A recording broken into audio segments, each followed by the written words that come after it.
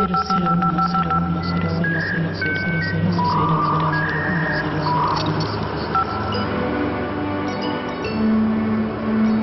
el medio de la red, en el medio estás vos. Navegás en la nube, en el bar, en la casa, en el trabajo. Producís información.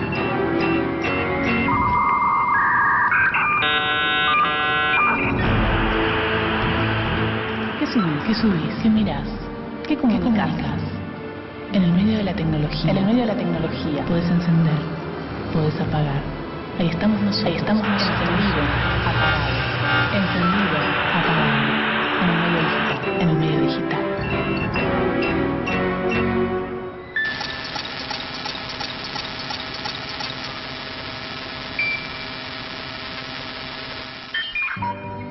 La era digital renovó nuestros canales de comunicación. Tan solo con cliquear en una red social, cualquier ciudadano con acceso a Internet, sin importar en qué parte del mundo se encuentre, puede enviar un email de denuncia o protesta, realizar una donación o prestar su firma a un manifiesto.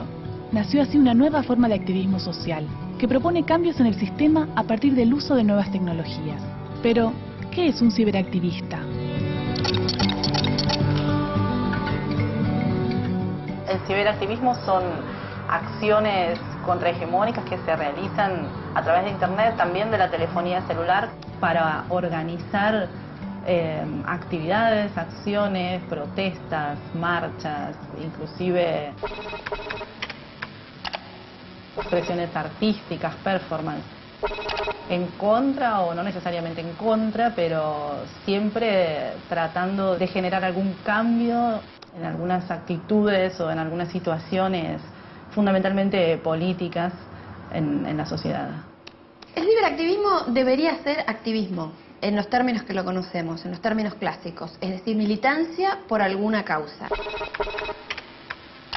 Sea una causa política, una causa medioambiental, por ejemplo, que obviamente también son causas políticas, sea por reclamos de justicia en algún tema, digamos, es una forma de amplificar el activismo que no reemplaza, sino que suma al activismo tradicional. Surge a partir del surgimiento, valga la redundancia, de estas nuevas tecnologías, y es un camino que encuentran los activistas, los militantes, de participar, no físicamente, pero sí de manera virtual, en distintos procesos de toma de decisión.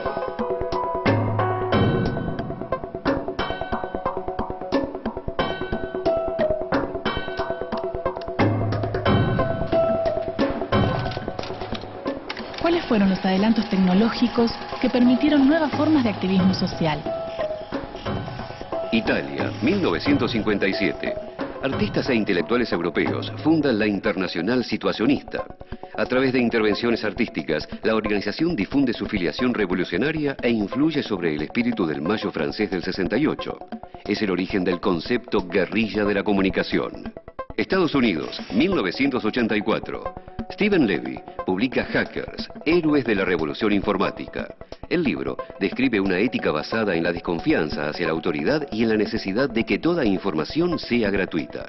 2 años más tarde, el Congreso norteamericano aprueba el acta de fraude y abuso computacional y tipifica el llamado delito informático. Alemania Occidental, 1989. 3 hackers son acusados de espionaje luego de vender a la KGB información robada de computadoras norteamericanas. Ese mismo año, un usuario apodado Dementor publica el Manifiesto Hacker, en el que afirma: podrán parar a este individuo, pero no podrán pararnos a todos. Unión Soviética, 1991. Mientras un sector del Partido Comunista intenta deponer al presidente Gorbachev, cientos de personas logran sortear la censura a través de las salas de chat. La red IRC se vuelve así una pieza clave en la difusión de noticias y convierte a Internet en una poderosa herramienta de contrainformación. México, 1994.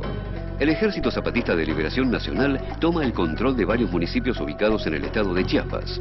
El uso de las telecomunicaciones y en especial de Internet les permite a los zapatistas difundir su lucha y entablar una red de solidaridad internacional que obliga al gobierno mexicano a negociar y deponer la represión. Suecia, 2006. Se funda el Partido Pirata. Su plataforma aboga por la reforma a las leyes de propiedad intelectual, el derecho a la privacidad y el copyleft, en contraposición al copyright, y así se convierte en 2009 en la tercera fuerza política de su país por cantidad de afiliados. Argentina, 2007. Con más de 260.000 argentinos con su propia bitácora digital, los llamados blogs políticos se convierten en una herramienta de difusión y debate por fuera de la agenda de los grandes medios de comunicación. Estados Unidos, 2008. Anonymous realiza su primera protesta pública. Cientos de manifestantes con máscaras salen a la calle para denunciar actos de censura por parte de la Iglesia de la Cienciología y hackean su página web. El grupo cobra así relevancia internacional y sus acciones dirigidas a gobiernos y corporaciones se multiplican a lo largo del planeta. Irán, 2009. Durante las elecciones presidenciales y en medio de un férreo control gubernamental, cientos de ciudadanos utilizan Twitter para organizar protestas y difundir información vedada por el Estado. Suecia, 2010. El sitio web Wikileaks revela más de 250.000 cables secretos del Departamento de Estado norteamericano. El gobierno estadounidense busca cerrar la página y consigue detener a su fundador, Julian Assange. En respuesta, miles de ciberactivistas realizan ataques en defensa del sitio. El llamado Cablegate domina las primeras planas de los medios internacionales.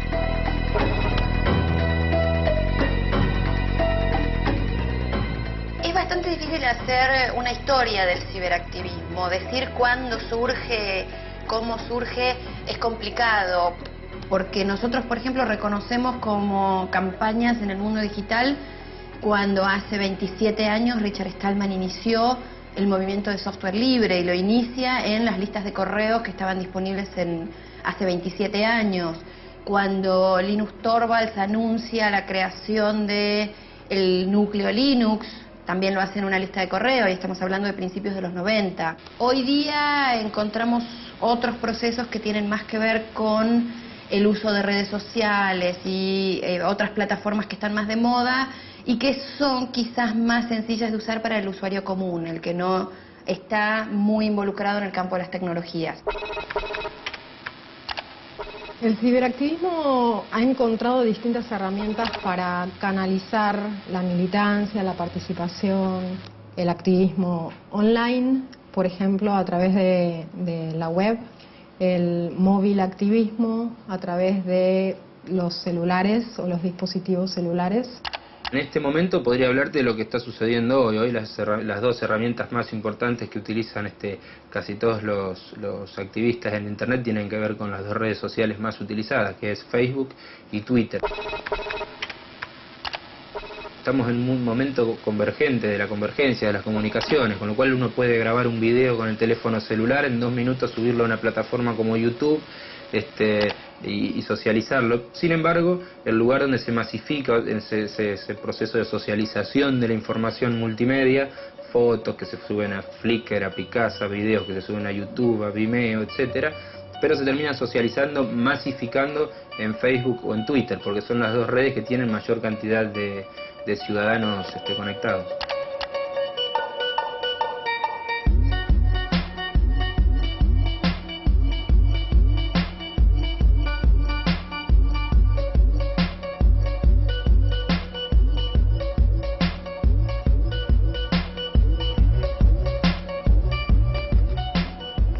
Vamos a conocer a ciberactivistas del PJ Digital.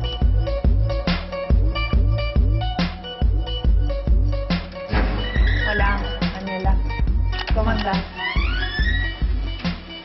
Permiso. Hola. Hola, buen día. ¿Cómo andan? Bien. Bueno, y acá están. Es el espacio, las computadoras, que es Y importante, esto también, los teléfonos. que son todos smartphones. Son teléfonos todos con internet. ¿Y qué actividades realizan? Nosotros, desde que arrancamos con todo esto, entendimos que lo más importante, o una de las cosas más importantes, era la formación. Le damos mucho énfasis a la formación. Lo primero que hicimos fue un curso virtual que se llamó Blogs y Política, en el 2006. Empezamos a hacer ese curso y explicamos la importancia de la web 2.0, de tener un espacio donde decir lo que uno pensaba. era un espacio que, dentro del contexto de la coyuntura en el que los medios hegemónicos dominaban o eran un poco dueños de la palabra, nosotros a través de los blogs podríamos quebrar esa estructura y poder decir lo que nosotros realmente queríamos decir. ¿Se pierde la asamblea? ¿Se pierde la unidad básica o no? No, no se pierde, y en realidad en los 90 se perdió la asamblea, se perdió la unidad básica. Creo que tal vez este espacio fue como un, bueno, a ver por acá, a ver si por acá sí me engancho, me intereso, participo. De hecho, ahora estamos en comunicación con Córdoba. O sea, así nosotros nos comunicamos. Ahí están por Skype, nos están contando. Hola. Que están... Para que te subo el audio.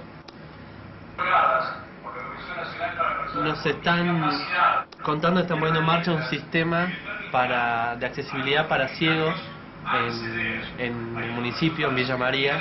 Ellos están trabajando en Villa María y bueno, justo me estaba contando eso, cómo viene el trabajo y cómo estaba. Y están en el marco del acto y te va contando en el marco del acto todo lo que qué están es lo que está haciendo. pasando, qué es lo que están haciendo en este mismo momento. ¿Ves? En este momento están hablando, están explicando qué están haciendo, cómo están avanzando y demás, y bueno, lo transmitimos en vivo.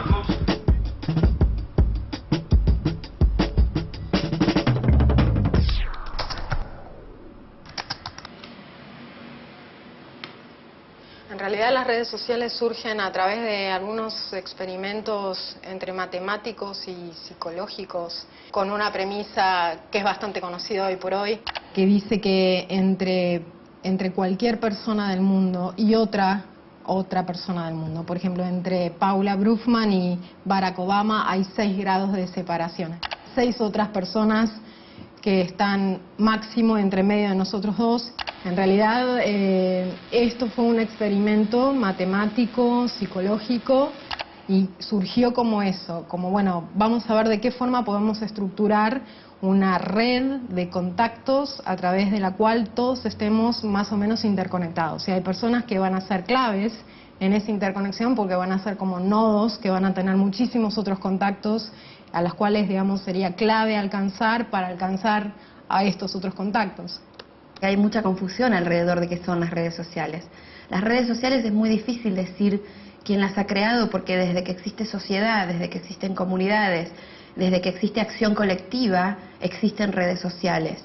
Hoy existen plataformas que median esas relaciones sociales. Y ahí lo que existe son empresas haciendo lucro y haciendo negocio con las redes sociales. Entonces nosotros preferimos separar aquellas plataformas que son empresas con fines de lucro, llámese por ejemplo Facebook, de las redes sociales que nos permiten construir colectivamente, construir en comunidad. Hay que recuperar las redes sociales para la ciudadanía. El concepto de red social. Red social no es Facebook. Red social somos nosotros hablando, somos nosotros organizándonos. Usemos los medios que usemos.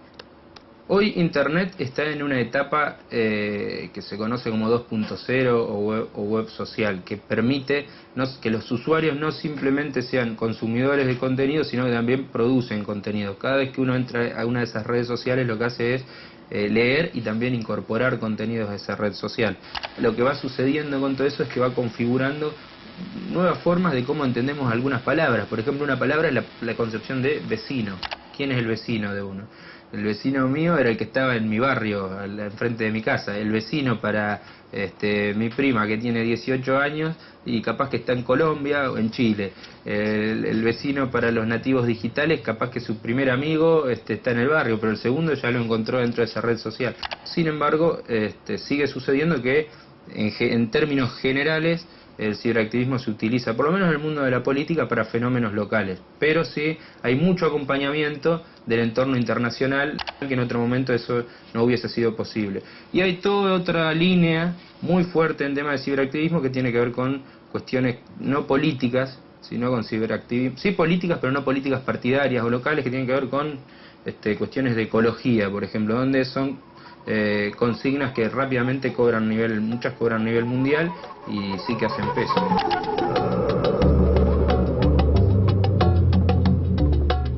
El conflicto que culminó con la renuncia del presidente egipcio Hosni Mubarak a comienzos de 2011 revela hasta qué punto la tecnología puede convertirse en un campo de batalla política.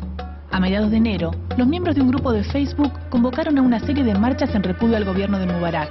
el martes 25, conocido después como el Día de la Ira, casi 50.000 personas salieron a las calles en distintas ciudades. Se trató de una de las manifestaciones políticas más multitudinarias de la historia de Egipto. En respuesta, el gobierno ordenó a las fuerzas de seguridad que reprimieran y bloqueó el acceso a Twitter durante algunas horas.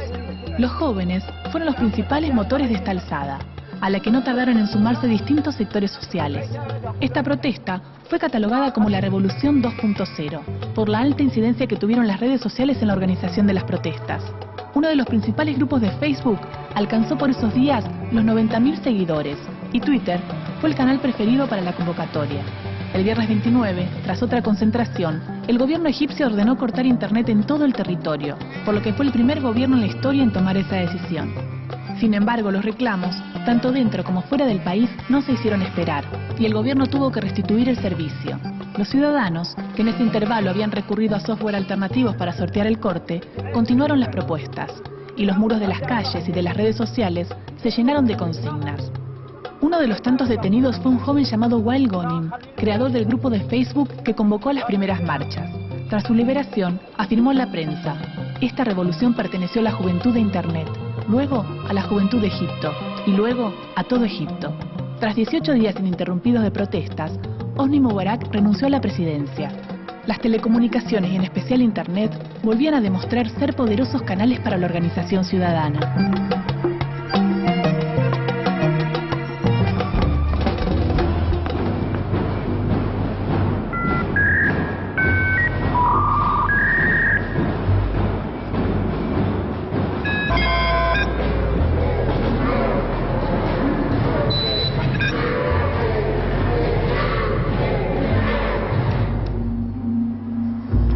Voy a una reunión de la Asamblea de Chilenos Exiliados por la Educación que están realizando actividades aquí en Argentina en apoyo a los estudiantes.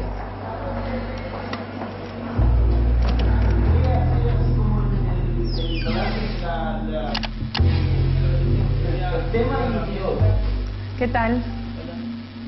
A partir de estar a kilómetros de distancia y para saber de las asambleas y las movilizaciones, ¿cómo se comunican ustedes con el movimiento de estudiantes allí en Santiago? La principal herramienta, digamos, de comunicación para nosotros ha sido Internet. De hecho, nuestro origen se le debe una parte importante a la formación de un grupo en Internet que nos ha consolidado en alguna u otra medida como una asamblea general permanente. Luego de una asamblea donde se toman las decisiones, ¿cómo se informa a los demás? Somos un grupo abierto, nos manejamos a través de los correos electrónicos y del Facebook, que es una herramienta que utilizan todas las personas, en donde hacemos difusión más que nada de los eventos y cronograma de actividades que se van a realizar. Entonces, más que nada, para llegar a esa persona que no puede asistir por diversos problemas, utilizamos los medios de Internet para lograr difundir y más. Esas redes sociales o Internet incluso muchas veces dependen de grandes empresas, ¿no? Aunque se democratiza la información, dependemos del soporte. ¿Tienen alguna reflexión sobre eso? Así como en algún momento puede haber surgido el teléfono, que también estaba siempre en manos de grandes empresas de comunicación, eso no le impedía a uno llamar a otro para convocar una asamblea, porque no es que le iban a cortar el teléfono por hacer eso.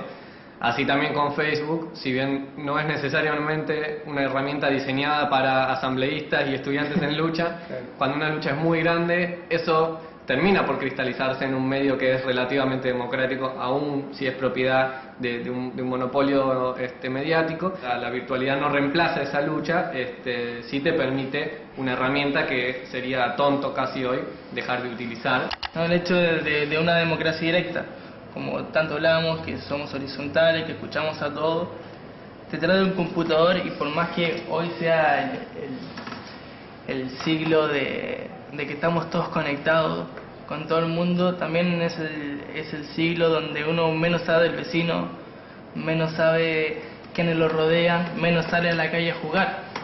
Entonces, ¿por qué pasa eso? Porque también, por más que yo sea muy activista por Internet, eso me aísla. Si yo paso todo el día en Twitter, paso todo el día en Facebook, paso todo el día en YouTube y en muchas plataformas, el Internet llega a tal punto que abstrae mi vida a espacios que son abstractos. Y eso es lo que criticamos, porque en verdad, la verdadera lucha está en la calle.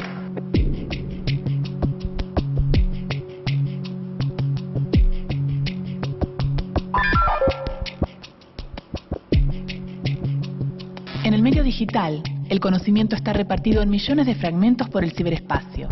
Para acceder a él, es fundamental saber preguntar.